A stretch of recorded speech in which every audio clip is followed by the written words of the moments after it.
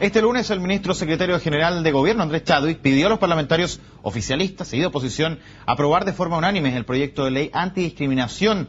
Tras la muerte de Daniel Zamudio, el Ejecutivo le otorgó suma urgencia a la iniciativa que se vería en principio, y según algunas informaciones que se han dado este martes en la Comisión de Constitución, Legislación y Justicia de la Cámara de Diputados. Queremos ahondar más en el proyecto, en los cuestionamientos que se le hacen, en los elementos que debiesen considerarse, y por eso estamos en CNN en alerta con el presidente del Movimiento de Integración y Liberación Homosexual, Rolando Jiménez. Rolando, gracias por estar con nosotros. Gracias por la invitación. Rolando, bueno, en estricto rigor ya podríamos decir que se ha puesto énfasis al proyecto, más allá de que la discusión comience en sí en la Comisión de Constitución, que ya estamos hablando de una ley que estaba, como se dice tradicionalmente, durmiendo en el Parlamento, y que ahora por lo menos está en tabla, está puesta ahí. Y de alguna otra forma, saber de qué estamos hablando al momento del proyecto de ley. ¿De qué proyecto estamos hablando? Bueno, originalmente uno que se presentó en el gobierno de Ricardo Lagos, y que hoy ya está en una etapa donde se hicieron algunas indicaciones que ustedes han cuestionado, que no están muy de acuerdo. Correcto. Mira, el proyecto se inició la tramitación en el año 2005, ha pasado por una serie de instancias legislativas y fue aprobado rápidamente en la Cámara en un año y medio aproximadamente, y lo que evacuó el Senado en noviembre del año pasado absolutamente tiene mucha distancia con lo que aprobó la Cámara de Diputados, por lo tanto, y lo que modificó fue para mal. El proyecto fue mutilado, fue cercenado. Por ejemplo, se le sacó el artículo número 1, donde se señalaba, en lo aprobado por la Cámara, la necesidad de elaborar políticas públicas de no discriminación. Eso significa campañas comunicacionales, significa meter en las mallas curriculares, por ejemplo, de enseñanza básica, media y universitaria, el tema de la diversidad, el valor de la no discriminación. Y se deja en el Senado un mecanismo meramente punitivo. La dimensión punitiva del proyecto de ley, que es básicamente multa, y cuando hay delitos cometidos con vocación discriminatoria se elevan las penas en un grado. Pero la dimensión punitiva no basta para terminar con la discriminación. Esto tiene que ver con el cambio cultural, tiene que ver con hacer pedagogía, y es al Estado a quien le corresponde hacer eso, y eso se elimina en el proyecto del Senado. Se elimina también, se plantea que la ley tiene que sancionar y prevenir la discriminación contra personas o grupos de personas. Este proyecto de ley que evacuó el Senado es tan contradictorio que establece que, por ejemplo, no se podrá reclamar discriminación Mira, todos los artículos. Exacto. Esta es la fundamentación, y se da un ejemplo respecto de que las categorías que se refiere al inciso anterior, es decir, las categorías de no discriminación, no podrán invocarse en ningún caso para justificar, validar o exculpar situaciones o conducta contraria a la ley o al orden público. Eso está de más. De esta manera, y este es el ejemplo horroroso, por ejemplo, no podrá reclamar discriminación por orientación sexual un individuo que deba responder por actos sexuales violentos y incestuosos dirigidos a menores de edad, cuando tenga el carácter de delito. O sea, aquí se está asociando simbólicamente y estrictamente orientación sexual con abuso. Y eso es inaceptable. No puede un proyecto contra la discriminación, en el artículo número 2, establecer una categoría y un ejemplo como ese.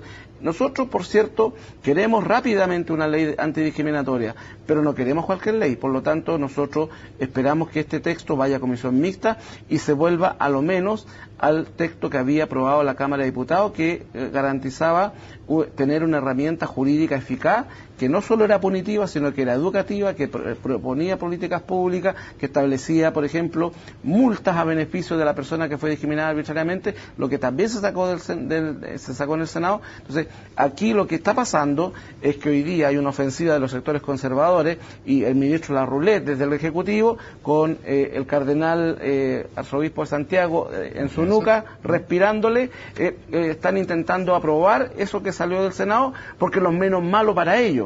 Ellos no querían ley, nunca han querido ley antidiscriminatoria, ni la mayoría de la UDI, ni las jerarquías eclesiásticas protestantes y católicas.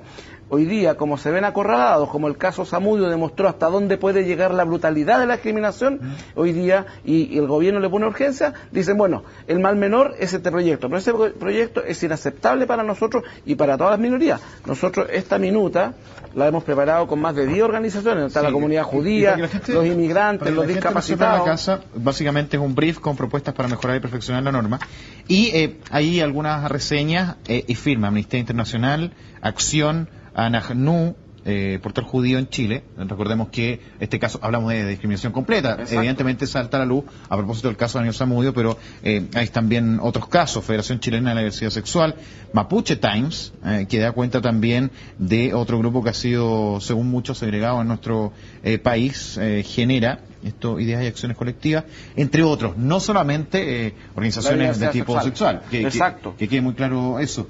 Ahora, el mal menor, este proyecto de ley, ¿ustedes creen que finalmente va a primar el poder, digamos, profundizar más en el tema, el restablecer algunas indicaciones?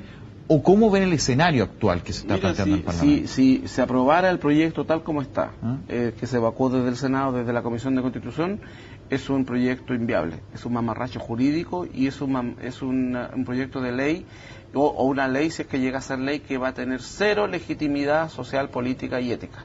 Por lo tanto, que además no cumple con ningún estándar internacional. Por lo tanto, no cumple con la recomendación que acaba de hacer Naciones Unidas respecto al Estado chileno respecto de una ley antidiscriminatoria, no cumple con lo que ha planteado el Instituto Nacional de Derechos Humanos y no cumple con los requisitos de una ley antidiscriminatoria como la ha planteado la Comisión Interamericana de Derechos Humanos. Por lo tanto, ese sería un proyecto que desde el punto de vista de su legitimidad la carecería por completo de ella, y nosotros vamos a salir a movilizarnos con todas nuestras capacidades si se intenta imponer este proyecto de ley que salió del Senado, que salió de esa manera porque fue la única manera de poder sacarlo de la comisión, poder llevarlo a sala, allí se aprobó en general, y la idea es que se mejore en comisión mixta. Nosotros este documento lo trabajamos con los asesores legislativos de la bancada del PS, el PPD y la Democracia Cristiana, y en un seminario, propuesta de trabajo para mejorar el seminario que hicimos en el Senado en enero, parlamentarios de todas las bancadas, con excepción de la UDI, recibieron este documento y se comprometieron a trabajar sobre esta indicación en comisión mixta. Esto va a significar poder sacar del Congreso un buen proyecto, un proyecto que se parece mucho a lo que había aprobado inicialmente la Cámara. Por lo tanto, yo invito a los parlamentarios que hicieron un trabajo preciso, que hicieron un trabajo riguroso cuando se trabajó en la Cámara de Diputados este proyecto, que reivindiquen el trabajo que hicieron y por lo tanto llevemos este proyecto a comisión mixta y allí lo mejoremos. Estamos dispuestos a debatir todos los temas, estamos dispuestos a conversar sobre todos los artículos, pero esto se tiene que hacer de manera transparente y no se puede hoy día intentar ¿cómo se llama? No se puede intentar beneficiar o hacer que este proyecto de ley sea a la medida de los sectores conservadores que hoy día nunca han querido una ley antidiscriminatoria y que ante la presión social, que ante la evidencia de la necesidad de una legislación como esta, hoy día dicen, bueno, aprobemos el mal menor, que es este proyecto que salió del Senado. O sea, para entenderlo muy claro, y de pronto cuando uno escucha a las autoridades diciendo vamos a tener una ley antidiscriminación pronto, le pusimos como urgencia, esa ley no es, digamos, una normativa que beneficiaría efectivamente el evitar la discriminación en Chile. Exacto, el proyecto tal como está evacuado desde la Comisión de Constitución y aprobado por la Sala del Senado no da cuenta de la necesidad legislativa que tenemos los chilenos y las chilenas para combatir la discriminación, porque se transformó en un mecanismo meramente punitivo. Se establece como delito. Ni siquiera es delito, es una falta, porque en el artículo 1 se dice, artículo 1, propósito de la ley. Esta ley tiene por objetivo fundamental instaurar un mecanismo judicial que permita restablecer eficazmente el imperio del derecho toda vez que se cometa un acto arbitrario de discriminación. Es decir, lo reduce a una cuestión meramente punitiva, y la dimensión de la discriminación es multisectorial. El Estado tiene que tener políticas proactivas, tiene que desarrollar iniciativas, como lo está haciendo, por ejemplo, el municipio de San Antonio. El municipio de San Antonio creó una unidad de población vulnerable, de grupos vulnerables, y hoy día, la semana antepasada, sacaron una campaña, la primera que van a sacar de muchas, a los espacios públicos de la comuna, donde dice, somos personas, tenemos derechos, y en la fotografía aparecen un gay, dos gays y una chica trans. O sea, está hablando de los derechos de la diversidad sexual, pero van a sacar sobre las minorías étnicas, van a sacar sobre...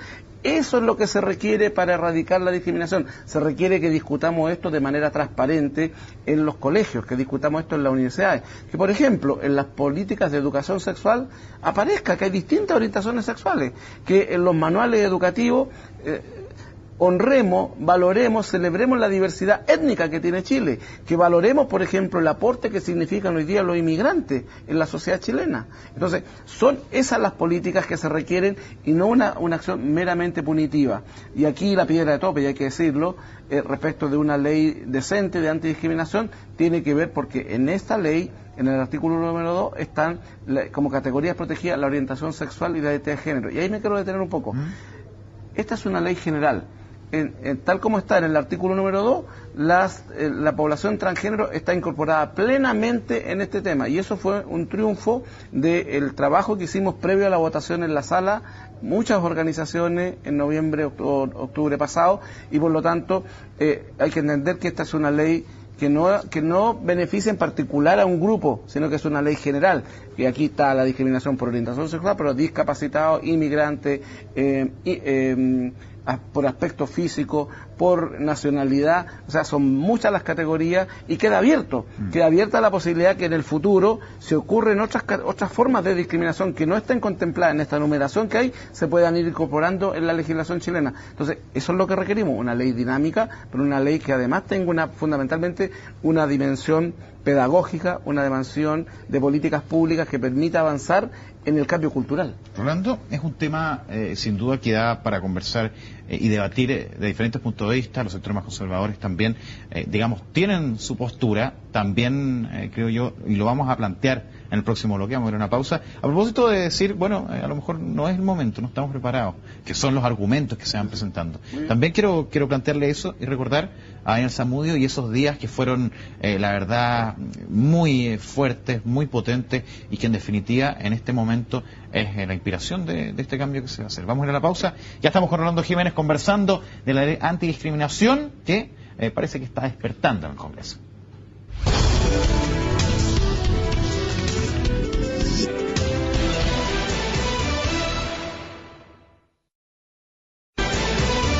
Estamos con Rolando Jiménez en CNN en Alerta, conversando de esta ley de antidiscriminación. Él es presidente del Movil. Rolando, Movil, 20 años, usted ahí. ¿Cómo nace? Cumplimos 21 años este año. Mira, el Movil surge de la idea de un grupo de personas que nos encontramos en la Corporación Chilena de Prevención del SIDA. La hemos planteado inicialmente a la misma organización que formáramos dentro de la organización un área de trabajo para dar la pelea más política, más por derechos humanos fundamentales para la población de minorías sexuales, pero se asustaron en ese momento y nos corrieron.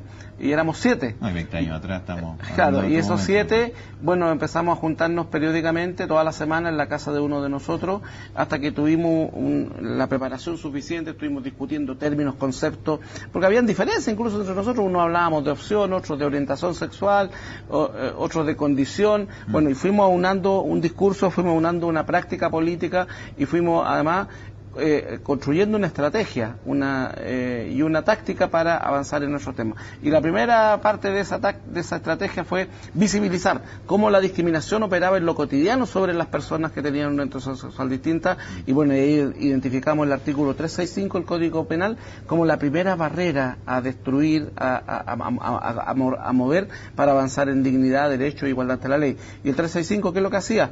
Penalizaba las relaciones sexuales entre adultos de mutuo consentimiento, fuera en lugares públicos o privados.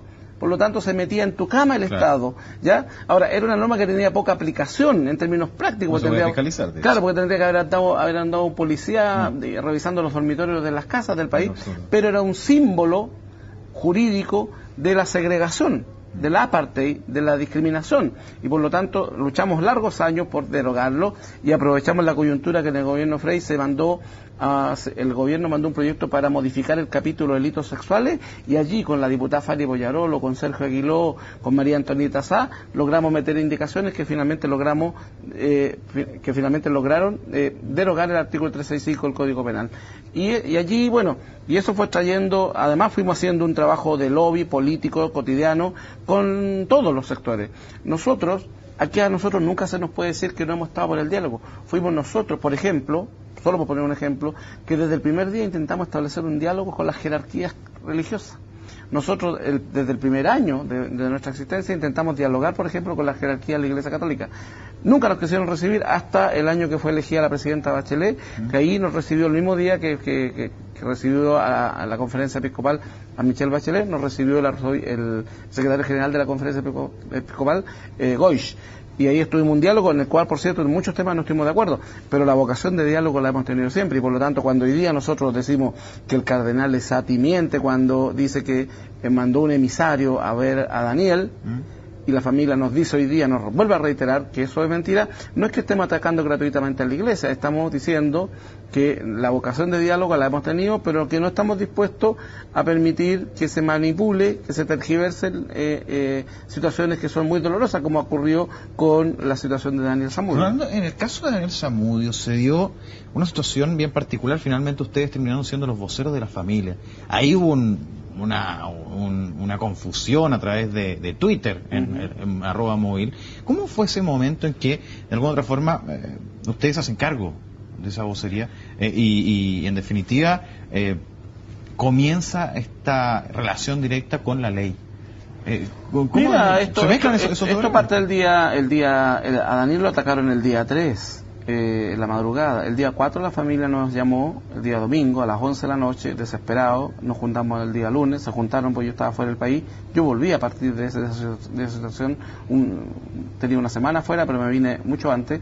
Y la familia nos pidió ser voceros, la familia nos pidió organizar el funeral, la familia nos ha pedido que implementemos lo que ellos, por las razones que estaban viviendo, no tenían las condiciones, ni además tenían los conocimientos en determinadas áreas, y por lo tanto todo lo que se hizo siempre fue a nombre de la familia y respetando los deseos de ellos. O sea, aquí no hubo ninguna, como intentó decirlo Monseñor Esati, una manipulación política del móvil. Nosotros estuvimos allí casi las 4 semanas que esto tuvo un intenso, un escenario muy intenso. Estuvimos con la familia y haciendo lo que la familia nos solicitaba que hiciéramos, ¿ya? Y cada vez que... cualquier cuestionamiento en el sentido, y sin darle connotación, pero se aprovechó, ¿hubo un aprovechamiento de la situación? En absoluto, lo que hicimos fue lo que la familia, el día que llega, el día lunes, que se reúne con nosotros, nos dice: nosotros queremos denunciar esto, no queremos que quede impune, y por lo tanto todo lo que tenía que ver con la denuncia respecto de lo de Daniel tiene que ver con el deseo inicial de la familia y que se ha mantenido. Hoy día almorzamos con Jacqueline, con Iván en nuestras oficinas, y estuvimos trabajando las cosas que están en desarrollo, como el acto que vamos a hacer el 11 de abril en el Teatro Caupolicán para juntar recursos. Estuvimos viendo cómo vamos a construir el memorial que pretendemos hacer con la tumba de Daniel. Entonces, aquí nosotros hemos sido un instrumento absolutamente puesto a disposición de la familia, y así ha sido con todos nuestros casos de discriminación. Cuando llega a nuestra oficina una persona me dice: me echaron de mi trabajo, o me quieren echar de mi colegio, soy un estudiante, le digo: mira, estas son las posibilidades de pelea, estas son las alternativas, estas son las herramientas jurídicas que tenemos. Usted decide, usted nos dice si lo denunciamos públicamente o no, usted nos dice si presentamos Exacto. Rolando, le voy a preguntar en los próximos minutos, que aquí a través de las redes sociales, @Rafa Venegas, me llega la preocupación por una chica de Valdivia de 17 años, entiendo que también es homosexual, y por eso, digamos, se lo voy a preguntar a usted, que fue agredida, y también por la visión más conservadora. Vamos a la pausa y estamos con Rolando Jiménez revisando esos temas puntuales respecto a la ley antidiscriminación. Estamos con Rolando Jiménez, presidente del Móvil. Rolando, aprovechábamos de conversar a propósito de uno, o muchos prejuiciosamente podrían decir, bueno, es homosexual y es laico a la vez. Existe también gente que sigue a iglesia, que es parte de alguna iglesia que no, correcto. Por ejemplo, ayer en la Plaza de Armas tuvimos una ceremonia interreligiosa donde hubieron denominaciones evangélicas, cristianas, estuvieron Krishna, estuvieron los mormones, en apoyo a la ley antidiscriminatoria. Lo que quiero señalar con eso es que no todas las iglesias están en contra de la ley antidiscriminatoria, era precisamente para apoyar la ley antidiscriminatoria, y en el contexto de eso habían muchos chicos que eran o mormones, o que eran protestantes, o que eran católicos, que son homosexuales y que viven su fe dentro de las iglesias, por cierto, en las que tienen vocación de homofobia, como la jerarquía de la Iglesia Católica y una parte importante del mundo protestante evangélico, es muy difícil vivirlo, pero no hay una contradicción entre ser homosexual y ser y tener una fe y participar en una iglesia. Y yo diría así que cuando partimos hace 20 años, el tema de la relación entre un homosexual y su fe, fuera cristiano, fuera evangélico, había una problemática y había una zona que a la gente le costaba y le significaba costo. Ellos mismos pensaban que no eran compatibles. Exacto, y había allí una preocupación importante. Hoy día eso ha desaparecido. Yo diría que hay un porcentaje, por cierto, de gente homosexual que se siente cuestionada, se siente agredido por su iglesia y quisiera hacer algo con eso. Pero yo diría que cada vez menos la preocupación y los chiquillos, las chiquillas que son homosexuales y que a su vez son creyentes, están viviendo la fe a partir de sus propias experiencias y las iglesias lo han hecho por su rechazo, lo han hecho vivirla fuera de las instituciones. Claro. Y la gente ya hoy día no siente que tiene que pagar un costo por su fe y por lo tanto se la vive bien. Rolando, como yo, conservador, voy a la iglesia, tengo una familia tradicional, le digo, bueno, ¿cómo esta gente quiere pretender, qué sé yo, que mi hijo vaya al colegio y sepa estas cosas? ¿Por qué si yo a lo mejor quiero darle una educación donde no tenga por qué conocerla? ¿Cómo se recibe esa también postura que existe? Quizás lo estoy caricaturizando, pero que representa una parte de nuestro país. No, pero si ni siquiera estaba haciendo una caricatura. Por ejemplo, el año pasado... No, pero lo estaba personalizando en un caso ficticio. Para Viña del Mar. ¿Ya? 2 chicas, una española, la otra chilena, se vinieron a Chile hace 3 años, están casadas legalmente en España, y tienen una hija como de 12 años. Y están en un colegio de raíz cristiana. Bueno, hubo un acoso sistemático y permanente de la dirección del colegio porque esa niña tenía 2 mamás. Y hubo apoderados y profesores que cuestionaban radicalmente que la niña estuviera en el colegio. La tuvieron que sacar finalmente. Ahora, presentamos denuncias ante el Ministerio de Educación por discriminación y estamos esa investigación está en curso y vamos a ver qué sanciones se aplican. Entonces, no es tanta la ficción. Entonces, en ese contexto, ¿qué se le dice a alguien? Está bien, usted tiene derecho a tener las creencias que estime pertinentes y los padres, por cierto, que tienen el derecho a educar a sus hijos según sus valores. Pero yo no puedo criar hijos con antivalores. Y el rechazar a alguien por su orientación sexual, por su color de piel, porque es inmigrante, es un antivalor. Y yo no creo que haya un padre decente que quiera que su hijo o su hija se críe con esos valores. Y por lo tanto... Ahora, cuando el fanatismo de las religiones, por ejemplo, establece esas diferencias y nos califica de pecadores, de degenerados, o desde la política se nos denota y se nos vincula con la zoofilia a los homosexuales, como lo hizo Carlitos Larraín, senador designado, bueno, allí lo que hay es un sentido común de una parte de la población que señala que los homosexuales no somos personas al igual que el resto y que por lo tanto se puede pasar por encima de nuestros derechos. Y es allí cuando se produce la vulneración de derechos humanos fundamentales. Y eso ese caldo de cultivo discriminatorio que se recibe desde niño, por ejemplo, en las iglesias respecto de los homosexuales, bueno, es la matriz cultural que permite que hayan 4 tipos o 5 eventualmente que agreden a un joven solo porque homosexual, solo porque tiene una orientación sexual distinta e incluso lo asesinan. Rolando, lo último y muy breve en un concepto. ¿Cómo viven en el móvil y me hacen llegar esta inquietud a través de @RafaVenegas a esta hora? ¿Lo viven en lo personal el caso de Daniel Zamudio? ¿Cómo viven esa incertidumbre? Olvidémonos que es un tema por ataque homosexual. Sí. En lo personal, una persona, digamos, un joven con diferentes características. Un par de conceptos. ¿Cómo se vivió esos días? Fue con mucha pena.